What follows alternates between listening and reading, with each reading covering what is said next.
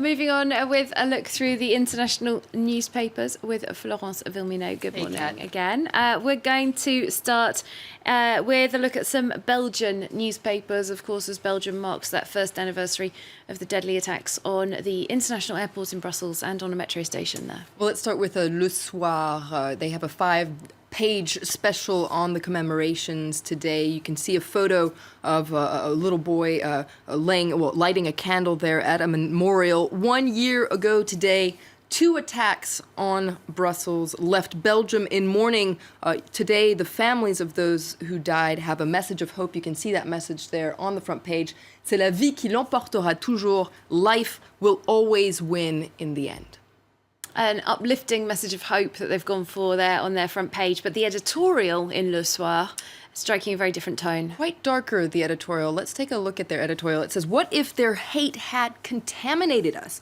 1 year later, it seems like the dark side of the world has gotten bigger. Our societies are divided. There's a climate of suspicion. Islamophobia is on the rise, and this is true in Belgium, but elsewhere as well. We're living in a time of Donald Trump, Le Pen. It seems like in the past year, our Western democracies have seen their fault lines widen.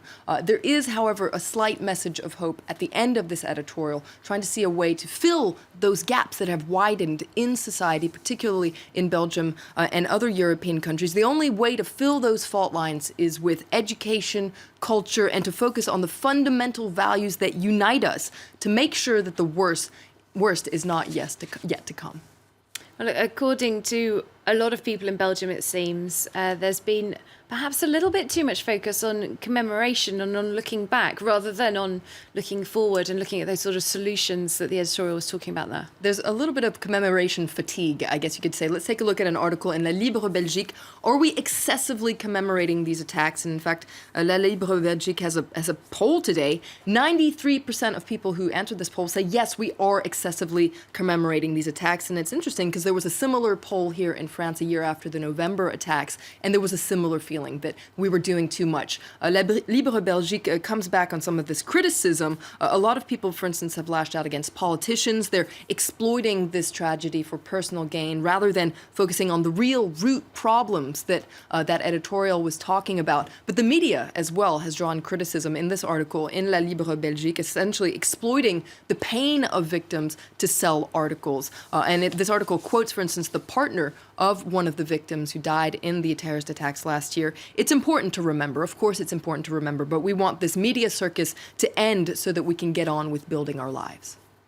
Let's move on to another top story around the world today. It's impacting on a lot of people in a lot of different countries. The United States has announced some new carry-on restrictions for people travelling to the US from specific destinations with specific airlines. A ban that's also been almost mirrored in the United Kingdom, we ought to add. And this is getting a lot of coverage. It is. Now it's a ban on laptops and tablets, much to the chagrin of people traveling with small children and also, of course, businessmen and women. This is an interesting article from our partners at Mashable, talking about how boarding an airplane is one of those times when you realize just how vital laptops are in modern life. If you have a deadline, you need to work on the plane, etc. They contain so much personal data that being separated from them for an extended period of time can be frightening. And this article comes back on other fears, which is that some people are worried about the fact that authorities will now be able to comb through their data without consent. And this article points out that now officials will know which flights have bags filled with devices full of personal information. I would also be a little bit worried about thieves as well going through those bags, potentially. This ban, not just a security worry in that sense, though.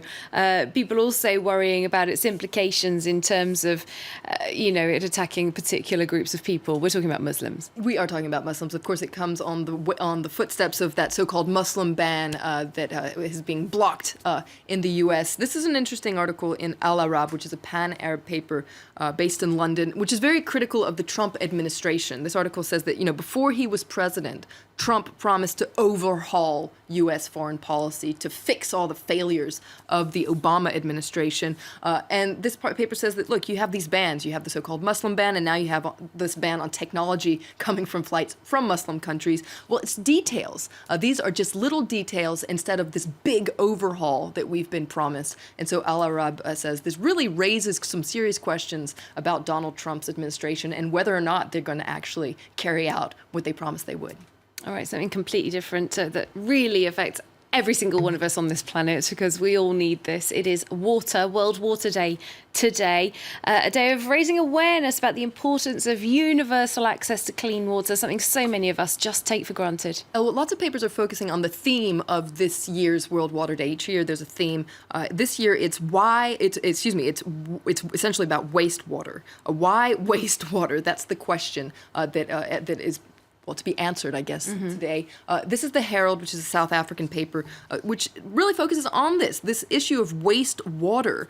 This is something that we need to raise awareness about, especially reusing cleaned wastewater. And there's an interesting article in The Hindu as well, an Indian paper, which says that wastewater management receives too little social or political attention. It's often an afterthought that's flushed and forgotten. But proper wastewater management is one of the most effective means of addressing the global water crisis. And last year, in fact, the World Economic Forum warned that this water crisis could be the greatest global risk faced by people and economies over the next 10 years. And so let's just end with this cartoon in China Daily, also focusing on World Water Day, and I guess the reservoir of clean water represented by this globe here. You can see it's kind of deflating here. So the access to clean water is definitely something that we need to think about today.